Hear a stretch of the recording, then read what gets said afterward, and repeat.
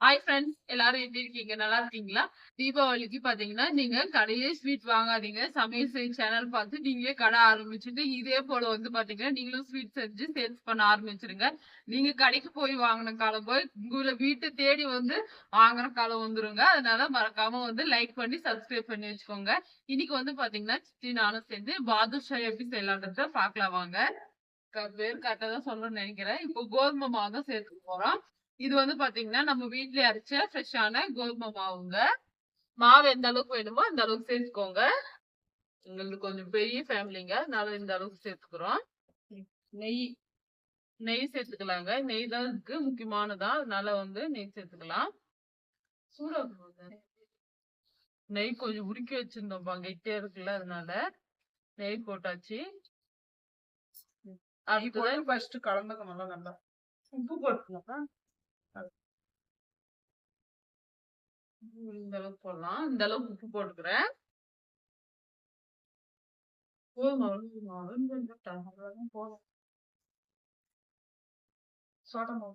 கொஞ்சமா வந்து ஆப்ப சோடா போட்டுக்கலாம். கொஞ்சமா தாங்க போடுறேன். இந்த அளவுக்கு கொஞ்சம் போட்டாங்க. போட்டு வந்து நெய்யும் இந்த மாவும் பாத்தீங்கன்னா நல்லா வந்து ஒண்ணு சேர்ந்து வரணுங்க. அந்த அளவுக்கு வந்து பாத்தீங்கன்னா சிச்சி மிக்ஸ் பண்ற மாதிரியே நீங்களும் வந்து மிக்ஸ் பண்ணிக்கோங்க. கண்டிப்பா இந்த ஸ்வீட் வந்து நீங்க உங்க வீட்டுல செஞ்சு பாருங்க. டேஸ்ட் வந்து ரொம்ப நல்லா இருந்துச்சுங்க. கடையில வாங்கினதா நம்ம வீட்லயே செஞ்சுதான்னு சொல்லி பெரிய டவுட்டே வந்துரும். அந்த அளவுக்கு வந்து டேஸ்ட் வந்து ரொம்ப நல்லா இருந்துச்சு. ஆனா இத வந்து பாத்தீங்கன்னா செய்யறது பெருசு இல்லைங்க. செஞ்சுட்டு கொஞ்ச நேரம் வந்து நல்லா வந்து இந்த சக்கரை பாகுலயே வந்து நல்லா ஊறணுங்க. நல்லா ஊறினாதான் வந்து நல்லா இருக்கும். நம்மளுக்கு ஊற வைக்கிறதுக்கெல்லாம் பொறுமை இருக்கும்னு நினைக்கிறீங்க? சான்ஸே இல்ல. இருக்கவே இருக்காது. நெய், உப்பு எல்லாம் போட்டு நல்லா மிக்ஸ் பண்ணியாச்சு. இப்போ தேவையான அளவு தண்ணி ஊத்தி செஞ்சுக்கலாம்.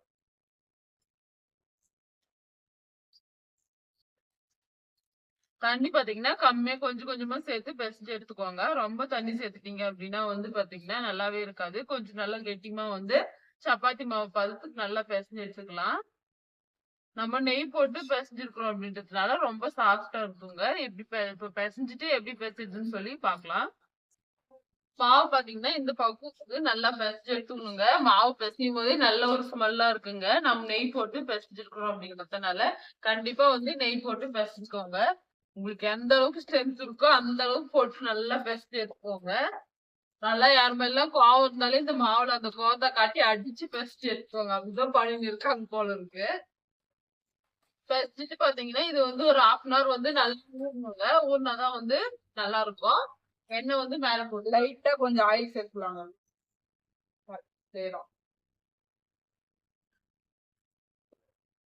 இது 1 மணி நேரம் நல்லா ஊறி வரும். பாருங்க மாவு சாஃப்டா ஆயிடுச்சு. 1 மணி நேரம் ஆயிடுச்சுங்க. இப்போ நம்ம உருண்டை பிடிச்சி பாதுஷா செஞ்சுக்கலாங்க. கைக்கு வந்து எண்ணெய் கொஞ்சம் போட்டுக்கலாங்க. எண்ணெய் போட்டுட்டு நல்லா வந்து உங்களுக்கு எந்த சைஸ் உருண்டு வேணுமோ அந்த சைஸ் வந்து பிடிச்சிக்கலாம். கைக்கு வந்து நல்லா எண்ணெய் அப்ளை பண்ணிக்கலாம். ஒரே சைஸா புடிச்சுக்கோங்க. சின்ன சைஸா சின்னது, பெருசா செஞ்சீங்கன்னா பெரிய சைஸா புடிச்சுக்கலாம். பாருங்க நான் இந்த அளவுக்கு எடுத்துக்கிறேன். சின்ன சைஸ் தாங்க. நல்லா உருண்டை பண்ணி மாவு ரொம்ப ரொம்ப சாஃப்டா இருக்குங்க. நம்ம நெய் போட்டு செஞ்சுக்கிறோம் அப்படின்றதுனால விசில் வராம அழகா சூப்பரா வந்து ரவுண்ட் பண்ணி பிடிச்சுக்கோங்க. இதுக்குள்ள வந்து சின்னதா இருக்கு. போட்டு எடுத்தீங்கன்னா சூப்பரான பாதுஷா ரெடி. கொஞ்சம் சென்ஸ் பண்ணிக்கலாம். ஆண்டி அதுக்குள்ள பாதுஷா ரெடி.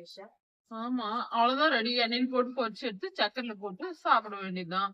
நல்லா ஊறணுங்க. நல்லா ஓவர் நைட் ஊறிட்டு அதுக்கப்புறமா சாப்பிட்டோம்னா ரொம்பவே நல்லா இருக்கும்.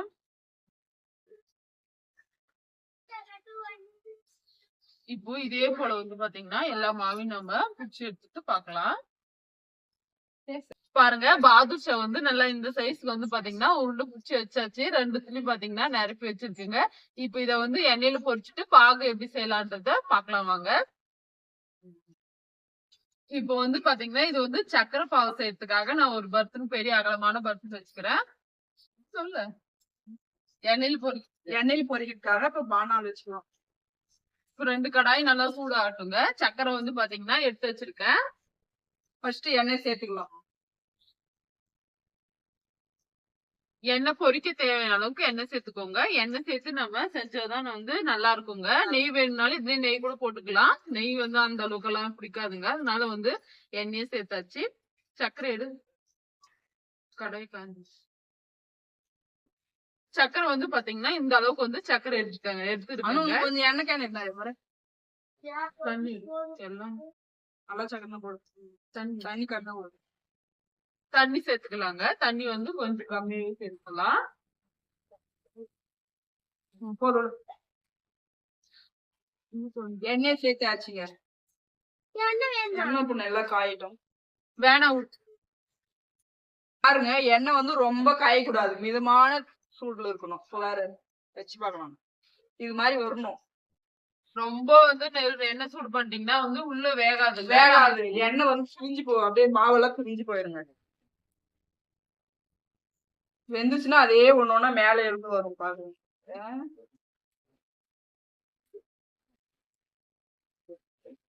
நான் பாத்தீங்கன்னா சக்கரை பாகுபதம் வந்து வரணுங்க. பிசு பிசுன்னு வந்தாலே குலோப் ஜாமுன்ல செய்வோம்ல, அந்த அளவுக்கு வந்தா போதும்னு நினைக்கிறேன். போதுமா? அந்த அளவுக்கு வரணும் பாம்பா. அதனால நான் பண்ணி சர்க்கரை நல்லா கரைச்சி பாகுபதமா எடுத்துக்கிறேன்.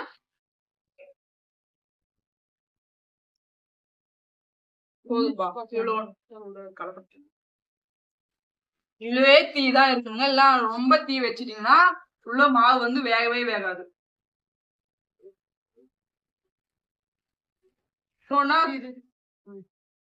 இப்ப பாருங்க, நம்ம போட்ட பாதுஷா ஒண்ணு இப்ப எழுந்து வருது பாருங்க. தீ வந்து கம்மியா இருக்கணுங்க. அப்பதாங்க எழுந்து மேல வரும் ஒண்ணு. இப்போ லைட்டா நம்ம கரண்டி போண்டா எடுக்கிற இதை வச்சு லைட்டா சும்மா லைட்டா தான் கலந்து விடணும். அதே அழகா எழுந்து வரும். குண்டு குண்டா அழகா இருக்கு பாக்கவே. கடையில வாங்கி சாப்பிடறத விட இது போல ஹெல்த்தியா நம்மளுக்கு பிடிச்ச மாதிரி நல்லா நம்மளுக்கு பிடிச்ச எண்ணெயை போட்டு நம்ம வீட்லயே செஞ்சு சாப்பிடலாங்க. எண்ணெயை போடணும், எண்ணெய் தூக்கி போட்டுறாதீங்க. ஆயில் நல்லா பிடிச்சி நம்மளுக்கு பிடிச்ச ஆயில நம்ம டீப் ஃப்ரை செஞ்சு சாப்பிடறதுனால ரொம்பவே வந்து ஹெல்த்திங்க. சூப்பரா இருக்கு பாருங்க. கலர் நல்லா கோல்டன் கலர்ல வரணுங்க. நல்லா தீ கம்மியா வச்சு வேக வச்சாலும் அழகா வரும். டைம் எடுக்குதுன்ட்டு சீக்கிரமா வச்சு பண்ணீங்கன்னா உள்ள வந்து மாவு வேகவே வேகாதுங்க. சக்கரை வந்து ஆல்மோஸ்ட் வந்து கரைஞ்சாச்சுங்க. நல்லா வந்து கொஞ்ச நேரம் நல்லா கொதிக்கட்டுங்க. கொதிச்சாதான் வந்து பாத்தீங்கன்னா நம்ம பாதுஷா போட்டு நம்ம கொஞ்ச நேரம் வந்து ஒரு ஓவர் நைட் நம்ம ஊற வச்சாலும் சரிங்க. நம்மளுக்கு அந்த அளவுக்கெல்லாம் பொறுமை இருக்குமானா இருக்காதுன்னு தான் நினைக்கிறேன். அதனால நம்ம அப்படியே போட்டு நல்லா வந்து ஊற வச்சு சாப்பிட்டோம்னா பாதுஷா ரெடி. சூப்பரா கலர் வந்துச்சு. நல்லா கோல்டன் கலர்ல வந்துச்சுங்க. இப்ப நம்ம பொறுமையா எல்லாத்தையும் எடுத்து ஆயில் எல்லாம் நல்லா வந்து வடிச்சிருங்க அப்படியே. ஆனா என்ன அது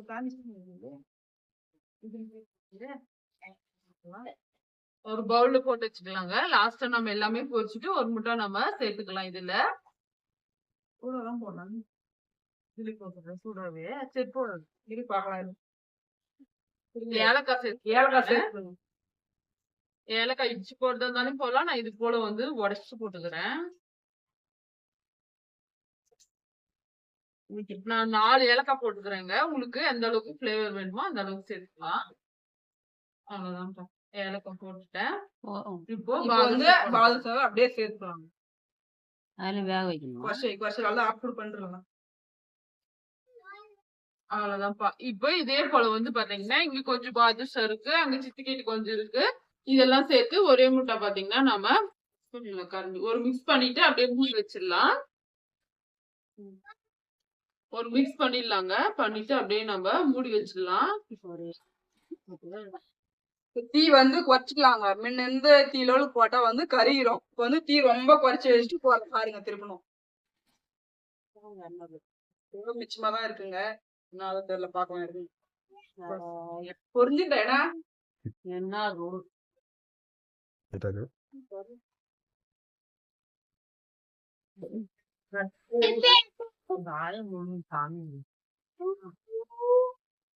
பேசுங்க. பாதுஷா பாத்தீங்கன்னா ஒரு அரிசல் வந்து போட்டு நம்ம பாகுல சேர்த்துட்டோம். எப்படி இருக்கு பாருங்க, ஜம்முன்னு இருக்கா. இன்னொரு அரிசல் பாத்தீங்கன்னா சித்தி வந்து பொரிச்சுட்டே இருக்காங்க. இன்னும் கொஞ்சம் வந்து கலர் வரணுங்க. அடுத்த 3வது அரிசலும் ரெடி பண்ணி வச்சாச்சு இல்லையா? இதுவும் பாத்தீங்கன்னா போட்டு எல்லாமே நம்ம சக்கரை பாகுல போட்டு கொதிக்க வச்சிடலாம். பாருங்க சூப்பரா வந்து 2வது அரிசலும் கலர் வந்து இந்த அளவுக்கு வந்து சூப்பரா வந்திருக்கு. இதையும் பாத்தீங்கன்னா எடுத்து எண்ணெயெல்லாம் வடிச்சிடணுங்க. வடிச்சிட்டு நம்மளுடைய பாகுல சேர்த்துடலாங்க. சூப்பரான பாதுஷா கண்டிப்பா நீங்களும் வந்து இதே போல வந்து செஞ்சு பாருங்க. சைஸ் வந்து பாத்தீங்கன்னா நான் குட்டி குட்டிஸா போட்டுக்கிறேன். உங்களுக்கு வந்து பெரிய பெரிய பீஸா வேணும்னாலே நீங்க அதே போல சேர்ந்துக்கலாம். கட்டி எடுத்துடலாம். ஒரு வாட்டி நல்லா வந்து மிக்ஸ் பண்ணிக்கணும். இத குடுத்துடலாம் உங்க கையில போட்டு. இது போட்டுட்டு எல்லாமே வந்து பாத்தீங்கன்னா மிக்ஸ் பண்ணிக்கணும். இப்பவே சாப்பிட்டீங்கன்னா வந்து நல்லா இருக்காதுங்க. நல்லா ஊறணும். ஊறினதுக்கு அப்புறமா சாப்பிட்டாதான் நாளைக்கு சாப்பிட்டா இன்னும் நல்லா இருக்குங்க. இப்ப செய்யறதே வந்து பாத்தீங்கன்னா ஈவினிங் போல ஆயிடுச்சுங்க. நம்ம வந்து நைட் ஃபுல்லா நல்லா ஊற வச்சுட்டு மார்னிங் எழுந்து சாப்பிட்டோம் அப்படின்னா டேஸ்ட் ரொம்ப நல்லா இருக்கும். நான் பாருங்க சூப்பரான பாதுஷா வந்து செஞ்சு முடிச்சாச்சுங்க. இன்னொரு அரிசல் பாத்தீங்கன்னா இங்க வெந்துகிட்டே இருக்குங்க. இதையும் பாத்தீங்கன்னா இந்த கலர்ல வந்து வரணுங்க. வந்ததுக்கு அப்புறமா எடுத்து நம்ம இதுலயே போட்டுட்டு நல்லா ஊறணுங்க. ஊறினதுக்கு அப்புறமா நாளைக்கு எப்படி இருக்குன்னு சொல்லி நாளைக்கு வந்து வீடியோ வந்து இந்த வீடியோல ஜாயின் பண்றேங்க. நாளைக்கு பார்க்கலாம். பாய். அவ்வளவுதான். இப்போ சூப்பரா பாத்தீங்கன்னா காலையில ஆயிடுச்சுங்க. பாருங்க சூப்பரா பாதுஷா வந்து இந்த அளவுக்கு ஊறிடுச்சுங்க. சக்கரை வந்து இது போல இருந்தாதான் நல்லா இருக்கும். பாருங்க வடிச்சு காட்டுறேன். உள்ள எவ்வளவு நல்லா ஜூஸியா சூப்பர். அவ்வளவுதான். இப்போ சூப்பரா வந்து பாதுஷா ரெடி. கண்டிப்பா நீங்களும் இதே போல உங்க வீட்டுல செஞ்சு தீபாவளிக்கு சூப்பரா என்ஜாய் பண்ணுங்கப்பா. ரொம்ப டேஸ்டா இருக்கு. இந்த வீடியோ உங்களுக்கு பிடிச்சிருக்குன்னு நினைக்கிறேன். பிடிச்சிருந்தா மறக்காம லைக் அண்ட் ஷேர் பண்ணுங்க. அடுத்த ஒரு இன்ட்ரெஸ்டிங்கான சமையல் வீடியோல பார்க்கலாம் ஃப்ரெண்ட்ஸ். அது வரைக்கும் பாய்.